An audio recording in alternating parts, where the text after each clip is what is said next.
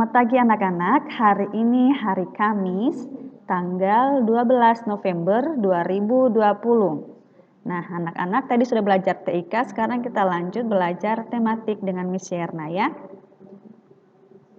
Anak-anak, tema 4, hidup bersih dan sehat. Nah, subtema ketiga, hidup bersih dan sehat di tempat bermain, pembelajaran yang ke-1. Hari ini anak-anak kita belajar tentang 1. Ciri-ciri tempat bermain yang bersih. 2. Nama ruas garis pada bangun ruang. 3. Sikap yang harus dimiliki agar terwujud persatuan dalam bermain. Baik anak-anak, kita lanjut. Ayo mengamati.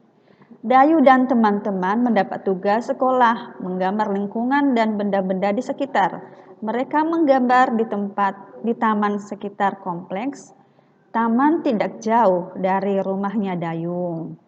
Nah, dengarkan percakapan berikut ini. Dayu, Siti, dan teman-temannya ya. Kata Siti, kita harus ikut menjaga tempat ini. Kebersihannya harus tetap kita jaga. Jawab temannya, teman-teman, siapa ya yang membersihkan dan merawat tempat ini? Jawab Dayu, tempat ini biasanya ada yang membersihkan. Itulah sebabnya tempat ini indah dan nyaman. Betul, tempat ini juga terasa sejuk karena banyak pohon yang rindang. Nah, anak-anak, kalau banyak pohon itu lingkungannya juga jadi sejuk ketika kita duduk untuk bermain, ya. Makna kata, perhatikan ya, indah artinya bagus dipandang mata. Nyaman artinya segar dan sejuk. Rindang artinya banyak cabang, ranting, dan daun. Ciri-ciri tempat bermain yang bersih. Nah, 1. Tidak ada sampah, genangan air, dan kotoran yang berceceran. Kedua, memiliki tempat sampah di beberapa tempat. Ya, ketika nanti anak-anak makan atau jajan bisa buang sampah di tempat sampah. Berikutnya, ketiga, mainan yang tersedia dalam kondisi yang baik, bersih, dan terawat sehingga aman digunakan untuk bermain. Ya, anak-anak harus ini nih contohnya main perosotan harus kuat besi-besinya ini supaya ketika anak-anak main tidak jatuh ya. Kemudian juga bersih supaya tidak anak-anak bebas dari penyakit karena kuman ya. Berikutnya, keempat, memiliki tempat mencuci tangan atau wastafel sehingga ketika selesai bermain dapat langsung membersihkan tangan. Kelima, tempat bermain yang luas, udara segar dan tidak pengap. Ya anak-anak, ketika kalau kita main di luar ya, kita pastikan kita berharap ada udaranya segar ya. Karena ada banyak pohon. Kemudian kalau di dalam ruangan pun setidaknya ada AC atau kipas angin ya. Keenam, untuk tempat bermain outdoor memiliki pohon yang rindang jauh dari polusi udara. Anak-anak, polusi itu seperti asap motor, asap pabrik ya, dan lain sebagainya. Itu namanya polusi. Nah, ketika kalau ada pohon jadi bisa mengurangi polusi-polusi itu ya anak-anak. Berikutnya kita lanjutkan. Contoh olahraga yang membutuhkan kerjasama. Nah, apa saja ya? Yang pertama sepak bola, kedua voli, ketiga kasti, keempat basket, dan kelima adalah bulu tangkis ya. Ada kerjasama. Kenapa? Karena ini tidak main sendiri. Ini membutuhkan beberapa orang untuk bermain dan harus ada kerjasama supaya bisa memenangkan sebuah permainan. Sikap yang harus dimiliki agar terwujud persatuan dalam bermain. 1. Saling pengertian. Kedua, tidak pilih kasih dalam berteman dengan sesama pemain. Ketiga, bermain dengan jujur dan tidak curang atau sportif. Ketika kalah harus bisa menerima kekalahan. Dan ketika menang harus berani memberikan selamat kepada pemenang. Oke. Keempat, tidak mudah emosi ketika bermain. Kalau kalah jangan marah-marah ya. Kemudian kelima, tidak mengejek atau meremehkan teman atau lawan bermain. Nah, itu anak-anak ya, poin-poin yang harus diwujudkan persatuan dalam yang harus terwujud persatuan dalam bermain ya. Ayo kita mengamati. Beberapa hari lalu kita sudah belajar bangun datar, sekarang kita belajar bangun ruang. Anak-anak perhatikan ya, balok. Balok itu kalau kemarin tuh bangun datar tidak ada ruangannya. Kalau ini balok ini memiliki ruang. Jadi ada di dalamnya ada seperti kardus ya. Nah, kalau kardus itu kan berarti kalau kita tutup di dalamnya itu ada tempat kosongnya ya. Itu namanya bangun ruang. Nah, anak-anak perhatikan. Dalam bangun ruang ini ada kata rusuk atau ruas-ruas garis ya. Perhatikan ya.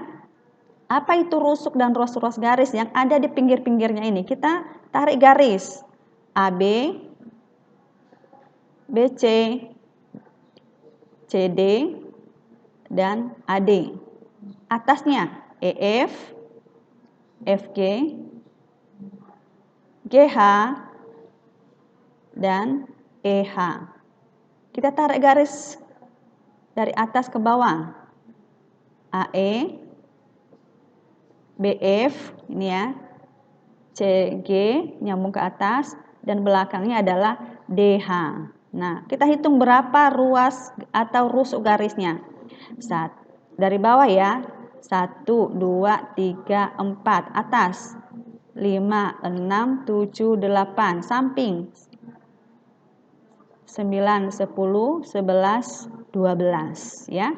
Berarti balok ruas atau rusuk garisnya ada 12. Berikutnya, prisma segi 4. Kita tarik garis AB 1, 2, BC, CD, dan AD. Atas EF, FG, dan GH, kemudian EH. Kita tarik garis dari atas ke bawah. AE, BF, CG, dan DH. Berarti prisma segi 4 memiliki ruas atau rusuk ada 12 ya. Kemudian berikutnya prisma segitiga. Berapa rusuknya? Kita lihat ya. Tarik garis AB, BC, CA. Atas DE, EF, dan DF. Bawah AD, CD, CF. Nah, berarti ada berapa rusuknya anak-anak? Ada 9 ya. Berikutnya prisma segitiga. Ada berapa rusuknya atau ruas garisnya? 1. Kita tarik garis AB, BC, dan CAC ya. Berikutnya bawahnya DE, EF, dan DF. Kita tarik ke atas AD, BF, dan CF ya. Berarti ada 9.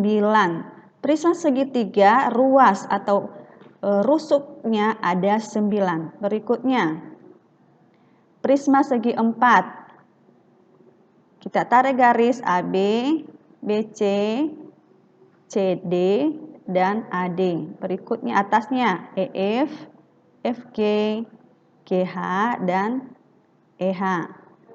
Samping AE, BF, CG, dan DH. Berarti prisma segi 4 memiliki ruas atau rusuk garis ada 12. Ya. Anak-anak perhatikan tadi supaya anak-anak bisa mengerjakan soal dari Miss Yerna ya. Oke, anak-anak perhatikan ini ya. Ruas atau rusuk. Oke. Kita lanjutkan. Tugas anak-anak matematika mengerjakan. Ayo berlatih gambar bangun ruang dengan rapi menggunakan penggaris. Tentukan nama ruas-ruas garis atau rusuk pada bangun ruang. Halaman 113. Ya. Anak-anak menggambar pakai penggaris supaya rapi. Ya. Cukup sekian pembelajaran kita hari ini anak-anak. Semoga anak